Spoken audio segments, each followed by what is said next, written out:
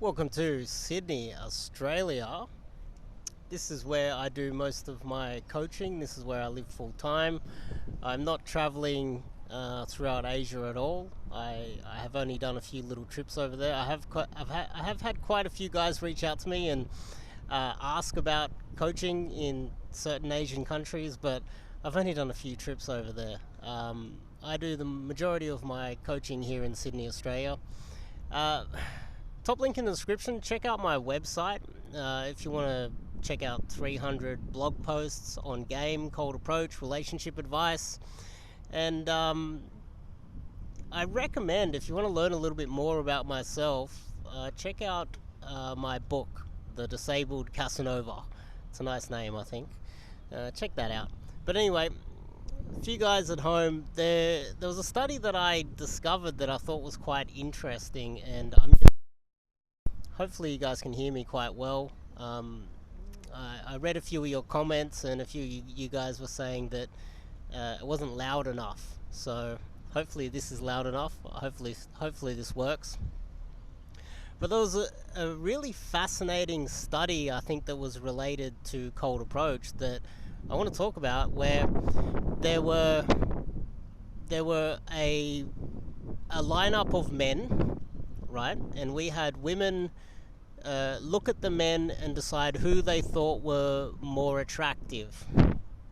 And they chose attractive, sort of slim guys with like a V. Maybe you would call them more of the tall, slim swimmer's physique type of guys that have kind of a not necessarily the pretty boy male model, but along those lines to some extent. This is what women found more attractive, okay? Keep that in mind, it's really important. Then we had a bunch of guys come in and look at the same lineup of men and decide or choose which men they thought got laid the most, because this is one of the metrics for the type of a successful man. He's mating a lot, right? Just 1 second. Gotta hold this up. That's probably better. Who knows? How about that? That's a good little spot. So what happened was, the men, when they were choosing which men they thought got laid the most and were the most successful, they chose men who were deemed to be massive and less really intimidating, big men that look like they could fight, look like they could enter any room and, like a barbarian, just take over the room and take the girl, right? The biggest, most intimidating men. Now, this was very interesting to me. I think this is a bit of a lesson for you guys out there learning cold approach, because one thing that I did learn from that was that the majority of the lays, unless it's Tinder of course, because girls will choose the pretty boys, the majority of the lays for those good looking men or massive men were arguably, because this is the way I read it, the larger big guys were less scared to approach girls, and even though they weren't the number one choice for the women, so the women might, let's just say they're in a nightclub and there's a massive dude there, right? Massive dude, the biggest dude in the nightclub, big scary dude. Yet she's attracted to the slimmer guy who's just a little bit shorter. He's got a nice V, he works out, he does a lot of cardio. She's more attracted to him and she hopes he will come over and approach her. But she finds herself, being put in front of this massive guy, and no one wants to mess with the massive guy, so he ends up getting the girl at the end of the night. She ends up just going, oh, well, I guess the good-looking guy didn't want me. That's kind of my analysis of the situation. Let me know what you think in the comments. But when we get to that, when we think about that, Myself, I live in Sydney, Australia. I'm not a large, imposing man.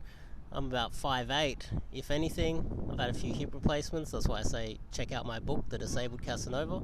It's on the website. Go to the About page on my website. I managed to overcome whatever disadvantages I might have by having what I would like to deem the term, coin the term, approaching power.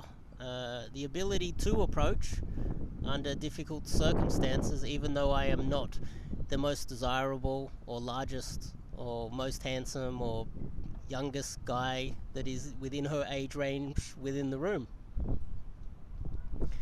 And I think this is a good lesson for you guys at home, where you can just think, okay, well, I might not be the best looking guy, and this is kind of the black pill mentality, but you do have the ability to overcome that.